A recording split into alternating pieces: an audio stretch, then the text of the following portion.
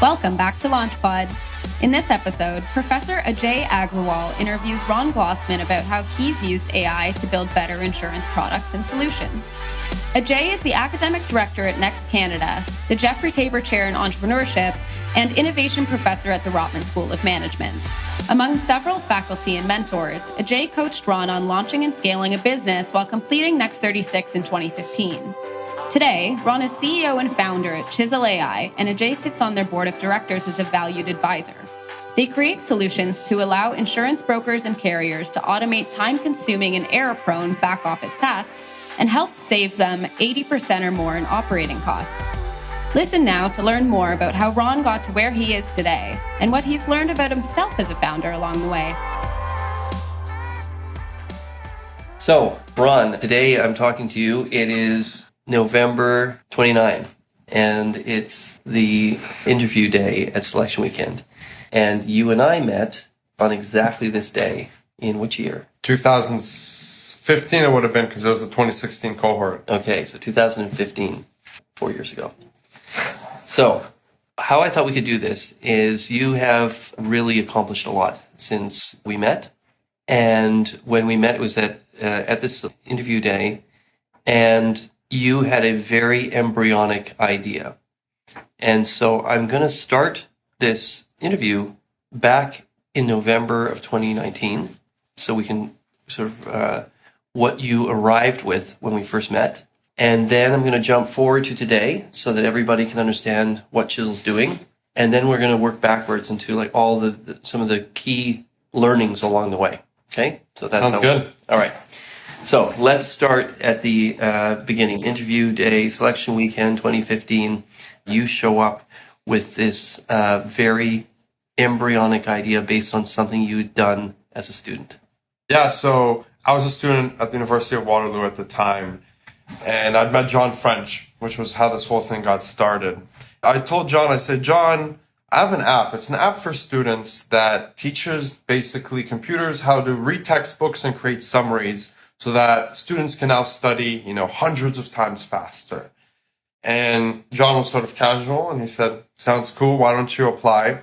And I remember coming into the weekend, and I was one of few people who came in with an existing idea. I know that you guys are very open to people coming in and coming up with ideas as part of the program, and people coming in, and so I was one of the people coming in with an idea.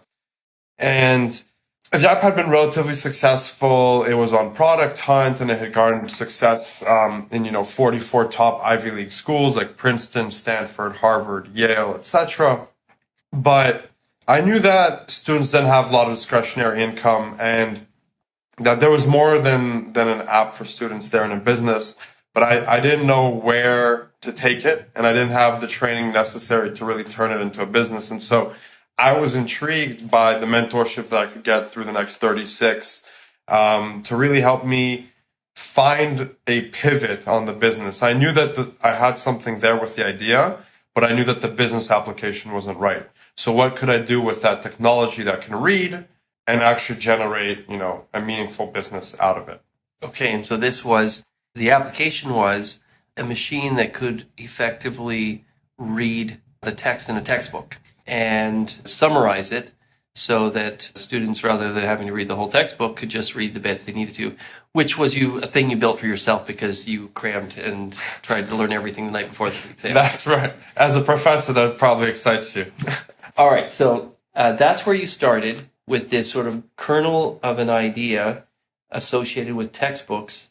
Now, today, you've got a business where you are working with some of the largest insurance firms in North America. So can you describe what the business does today? Yeah, so we rebranded when I came in. The company was called Note, or the app was called Note. It's now called Chisel AI. And what we do is we automate a lot of routine, mundane back office processes for both insurance brokers and carriers. That can include things like helping underwrite new business faster. So the intake of new business, extract the data we need, and then basically plug it into systems for rating, quoting, know your customer, etc.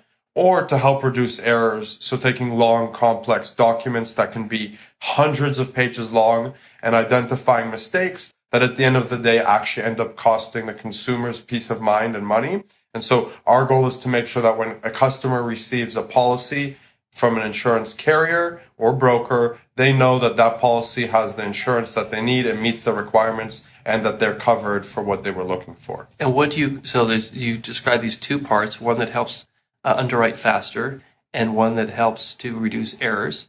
So let's start with the second one. What do you call that product? So we call that product Policy Check, which is a workflow we like to call around what's called errors and omissions, which is the technical term for the word. And it typically involves checking either a binder or a quote against the final policy wording. So that's typically a 3 to 10 page document against a 100-page document. And identifying things like, are the limits correct? Are the deductibles correct? Are all of the different types of insurance that they're looking to have covered and included? And last year alone, we helped our customers identify more than $1 billion of insurance that had some type of errors and omissions within them. Okay, so now let's dig into this product a little bit. Many of the people listening to this are interested in finding commercial applications for machine intelligence. And one of the common business models, or to make a business case, people say, okay, well, what am I using the AI for? And so in your case, there were sort of two ways you could think about this. One was that this would be a tool that the customer could use, and the way they would value it is based on the amount of human labor they save. So they would say, okay, this used to take this many human hours, and now because I have this AI tool, I can do it in half the time or a third the time or whatever. And so that's how much it's worth. I can take that hourly wage and take it, multiply by the number of hours I save, and that's how much it's worth. And at some level, that's where you were starting. Mm-hmm. And then when you found, wait a minute, not only does this save time because it's faster than a human, it also reduces mistakes. And in fact, mistakes in writing insurance policy can, the hours people are paid, let's say $20 an hour or $30 an hour, whatever it is, but the mistakes can be worth hundreds of millions. So the mistakes become actually much more valuable than the hours saved. Can you describe a little bit about the discovery process of groping your way around this market to sort of where you kind of found out that errors and omissions were such a big deal? Yeah. As a student at the time, I didn't have much insurance knowledge aside from what I learned in business school. And so I started with reading a lot of public company statements. Luckily, a lot of insurance companies are public, at least the large ones. So I could actually read their annual filings and actually see how much they generated in losses. And that was one way for me to really quantify it. And what I ended up finding was that they actually lose, to your point, a lot more in losses than they do in labor spent preventing losses. And so to quantify it without going into specifics, it's something like a ratio of 10 to 1. Like they will lose hundreds of millions and invest tens of millions. And that's because there's so much paperwork that they can't even check it all. They're doing a spot check of roughly 10%. And that's where the trade-off is the more they check, the more they reduce the costs, but also that means their cost of checking goes up. And that's the sweet spot. At what point am I checking enough to have peace of mind? And our sort of value prop is we're saying you can actually check 100% of your book of business for, fractions of the cost of what it would take you to check it today. And so the trade-off that they're looking at is we're going to help them check significantly more than they do today at a lower cost, which will bring down their overall losses. And so it's a net gain for them, and it's a net win for us. And just for the people listening that are interested in actual commercial applications of machine intelligence, what is the AI doing here? In other words, it seems like isn't this a simple task of parsing data and then just matching and seeing whether the binder and the policy match? So that's where the complexity is, that first of all, there's, at least in insurance, many different lines of business. And so you got to compare, for example, for properties, you got to have collateral requirements. So there's special rules that have to come with how much money you have to pay down as a premium collateral to actually insure a building. That doesn't, for example, exist in other lines of business. And so that's where a lot of that intelligence, that understanding needs to come in. It all comes from training data, from label training data that's fed in by trained humans who have made determinations ahead of time on, the ground truth, whether something is correct or incorrect. And so the way you capitalize on that is you make a prediction and you have a feedback loop. The human can either accept or deny that prediction. But the point is that now, instead of taking 2 to 4 hours to make that prediction and say, I think there's a possible errors and omissions, it now takes 10 seconds to make that prediction. And then the human can step in and actually fix it. And that's the value that they can add into this problem. Okay. So there are so many startups competing in the insurtech sector. You recently won a prestigious award in this area. Is it the Zurich? What was the title of the? Zurich Innovation World Championship. Okay. And so first off, congratulations. Thank you. And what do you think enabled you to not just win that award, but you've won a series of awards, given there's so much competition in insurtech, and especially people applying machine intelligence? What is it that you're doing this you feel is like giving you an edge? When I look at it, I struggle sometimes with, and I come across sometimes organizations that do AI for the sake of AI, rather than AI for the sake of a business goal. And especially in insurance companies, and I love insurance companies, sometimes they end up standing whole divisions for innovation. But where they've been, I found, been focused a lot on is they've been focused on, let's try to build something cool without having a business case. And then they try to fit that into a business case. Versus what we do, which is we came and we started with a business case. Can we lower the cost of policy check? Whether it's with AI or not, maybe we can offshore it to, cheaper cost basis. That would help. But we started with a problem statement that had to do with a core business function. How do we reduce the cost of errors and omissions in insurance? And the answer happened to be AI. But we didn't start with, here's AI, and then let's find a problem. And so I think it's very, very important to have, first of all, you need to have senior leadership bought in. That's the most important thing you can have. You need to have a business case, a strong business case assigned to that. And then finally, you also need to have access to the data. Not every problem can be solved today because the data might not be available, or you might need to go and actually get the data and label it first. And so it's an intersection of a solvable problem, a strong business case, and senior leadership buy-in that really makes a strong business case, to use the word again, for a product. Okay. Now, many startups, many founders struggle over the initial hump of getting their first reference customer. Mm-hmm. Do you mind sharing who your first customer is? Yeah, our first production customer is Marsh. Okay, Marsh. So maybe just describe for listeners, because they're a very significant insurance firm, give a sense of the scale of that business. Yeah, they are one of the top 3 largest insurance brokers in the world. So how does a guy, Ron Glozman, with no track record of building a business, are you able to attract a customer and work with them in a setting where they're sharing some very sensitive data with you? What were the hurdles or the lessons learned from now that you've already established a good relationship with Marsh? The second and third customers have been quite a bit easier because you can point to Marsh and say, hey, we're working with them and it's going well, and they're happy to say, yep, they're happy to work with you. But getting your first customer is really tough. What are the lessons you learned there? I think you need to be a good listener, especially in a B2B enterprise. I think I never had the opportunity to work in retail or the sort of services industry, but there's a famous saying that customer is always right. And I never knew what it meant until I became into the B2B business, which is every single business is unique. As much as you like to build a product and you can build a good product, there's always going to be a slight need of customization or integration to make it really work for them and their business case.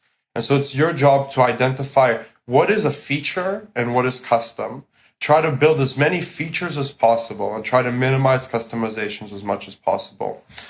But at the end of the day, you need to listen. You need to make it work for them. You need to understand their needs.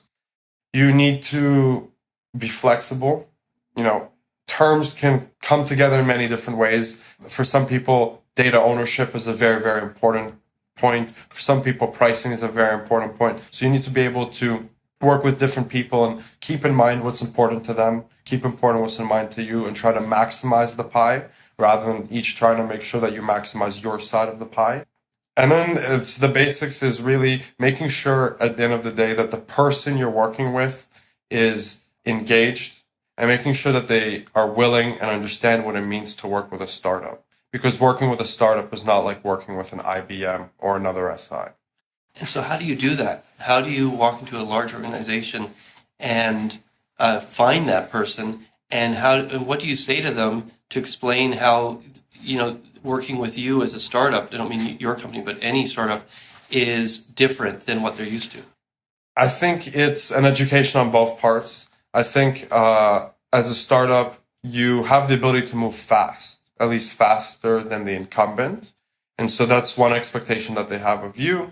From the flip side, you also need to, as a startup, be okay with going through potentially a rigorous procurement process, a rigorous compliance and legal review process. And those are just things that come when you deal with public companies even more so, but large companies in general.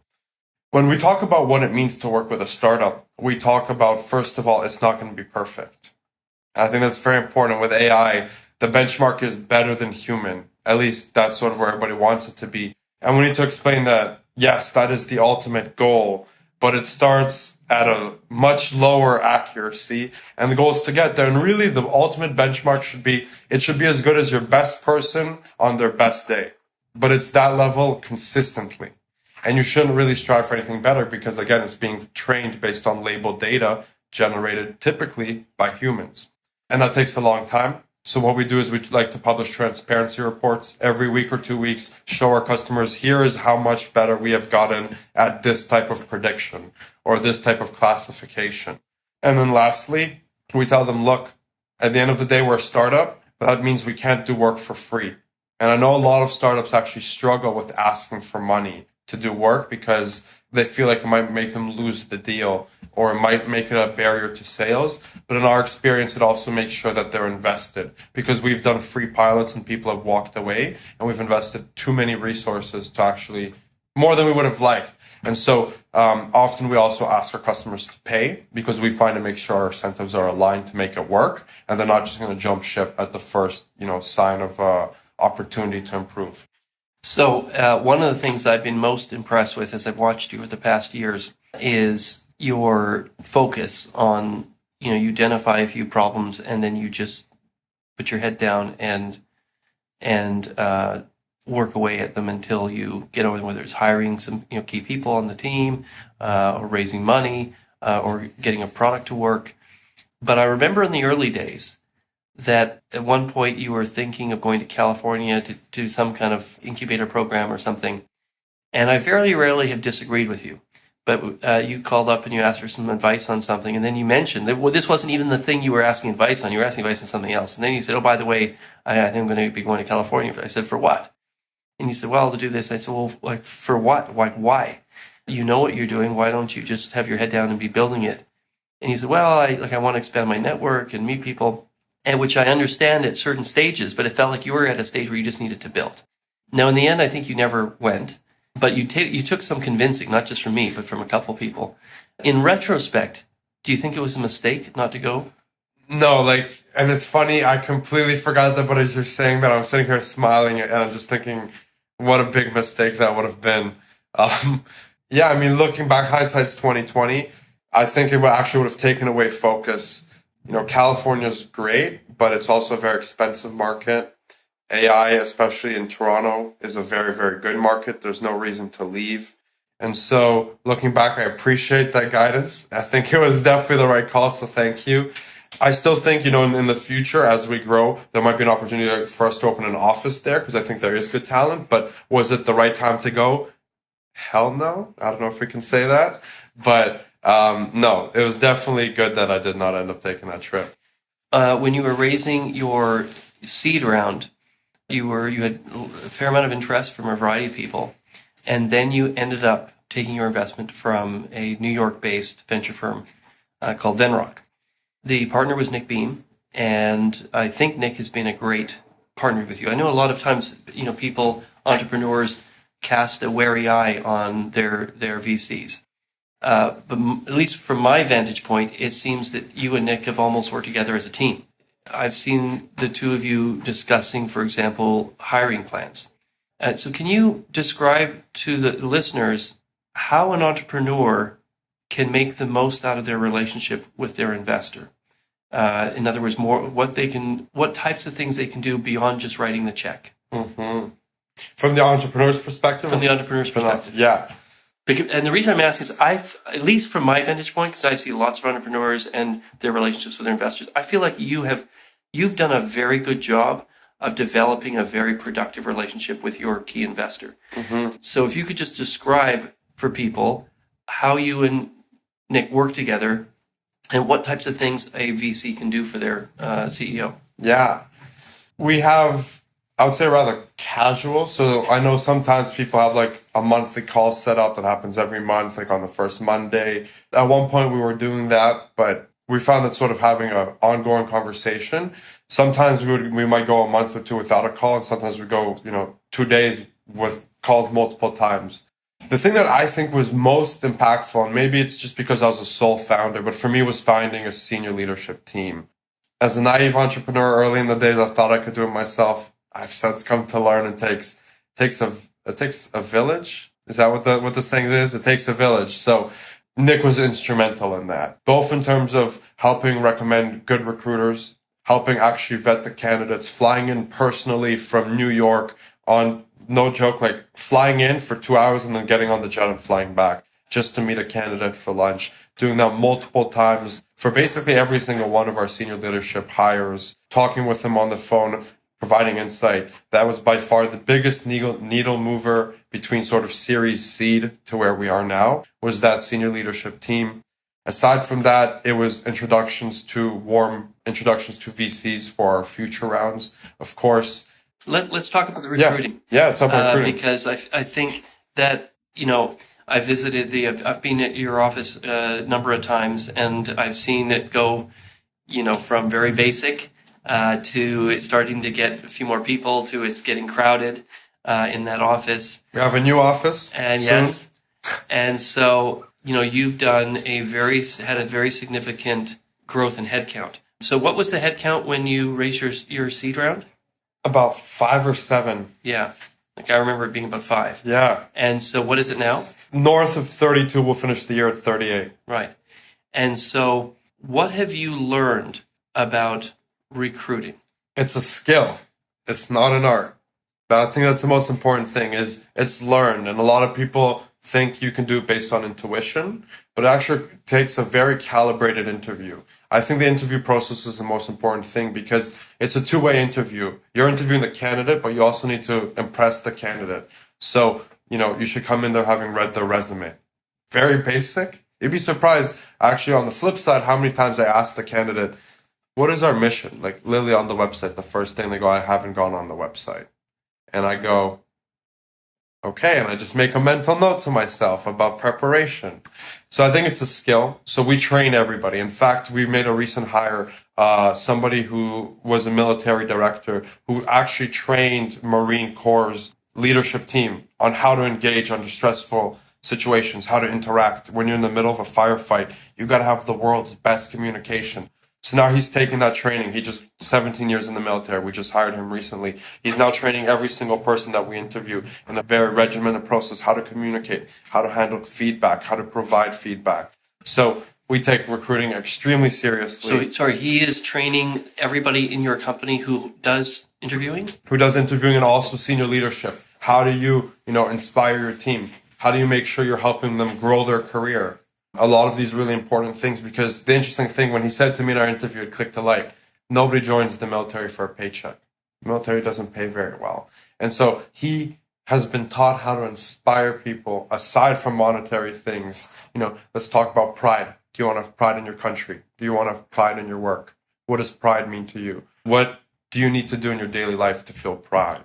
And so it's a lot of these questions that we're working on. But I will say recruiting is hard, especially in the Toronto ecosystem. As you know, a plethora of companies are moving in. There's existing companies, more AI startups popping up every day. The cost of labor has seen tremendous growth. From what I saw 3 years ago to what we're paying now is almost 50% increase. So it's been huge. And unfortunately, that worries me a little bit because small companies that don't end up raising a lot of money are just going to get starved out of the market. And it's something that I would love to help solve if I could, is how do we prevent a brain drain to the US? How do we make sure more people stay in Canada? And then also, how do we make sure that Canadian companies are getting that talent rather than foreign companies coming in? So if you could today, in November of 2019, here at Selection Weekend at Next 36, if you could time travel back and talk to Ron Glozman November 2015 as he shows up at Next 36 for interview, and give him one piece of advice that would have the biggest impact on his next 5 years, what would you tell your former self? I think I would say listen to the feedback more closely.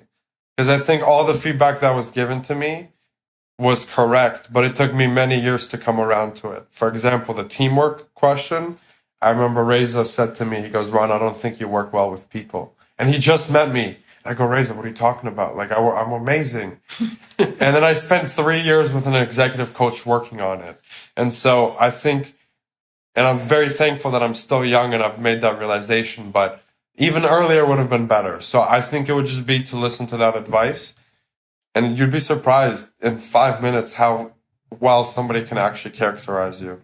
So on that executive coach, what types of things did you learn about how to, because we have quite a few founders, we have quite a few apply this year who are solo founders. What types of things has the executive coach done with you that has helped? I think a very interesting exercise is a 360 exercise. So getting them to interview, typically it's 9 people, 3 people you work with, three people that you are friends with, and 3 people that you report to or report to you.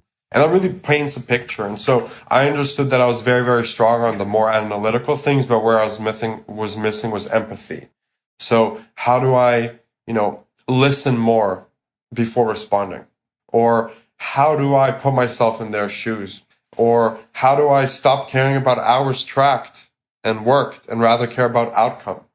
Because I used to be very much, oriented on focusing on like 8 hours a day, 9 hours a day. And I've come to learn that's not the way you motivate people. It's not the way you should manage people. It's more about the goal and helping them succeed in reaching that goal. If they do it in 2 hours, everybody should be happy because that's a win for all sides. And so it's a lot of that. It's working on understanding, empathy, leading by not task-driven, but goal-driven. Okay, well, Ron, good luck. Thank you. With the success you've already had with Chisel is great, and I know you're still in the first inning because you've got to demonstrate to your first set of customers that all of the different elements of your product are value add. They already look very promising, at least from what I've seen and what I've heard. But there's a lot of headroom still of things that you can build that utilize all the data that you're collecting. Yep. And also, thank you for coming to do this interview. I know you're raising another financing round now, and so you're very, very busy with that, but you took the time to come back here. Why did you, by the way? I mean, I can know how busy you are. Why did you take the afternoon to come back here and do this? Same reason I'm coming back here tomorrow to talk on a panel. I mean, I honestly think without this, I wouldn't be where I am. Like I said, I knew that the app for students had something there, but I didn't know what. And I think without your mentorship and the mentorship of all of the great instructors, not to call out names, but Mark Bush was amazing. One of my favorites. The guy that came from Harvard was also amazing. Just some of the things that we talked about, I still think about, no joke, on a weekly basis, if not daily. And so I think it moved the needle for me. And so I would hope that in hearing this, at least one person comes and tries this and it moves the needle for them. Great. All right. Thanks, Ron Glozman. Thank you. Thanks for tuning into LaunchPod. We're so proud to be part of this community doing such great things to move our country forward, but our reach only goes as far as your support. So please download and subscribe to amplify the voices doing the hard work to advance Canada's entrepreneurial ecosystem.